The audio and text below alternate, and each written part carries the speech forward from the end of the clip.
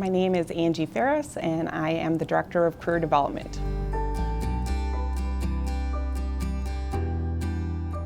This is the Career Development Center. It's a beautiful brand new space where we offer opportunities for students to come in and work on any type of career development. We also have a conference space behind me where we bring in businesses.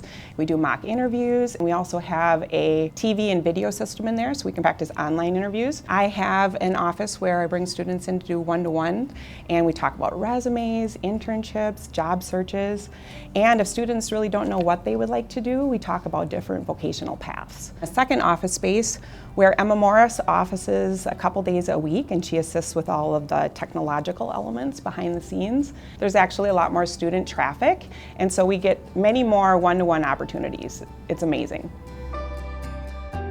Not only do we do professional development, but we bring in businesses, and it's a great opportunity to partner with the community as well as to give sort of a one-to-one career opportunity for students to come in and talk to businesses. I'm just excited that we have a delegated space for career development now, and it just came together so nicely. Whether you're a business looking to partner with us or alumni or a student, we have a lot of postings that we put on campus, online. Keep an eye out, and we would just love to meet with you and welcome you in.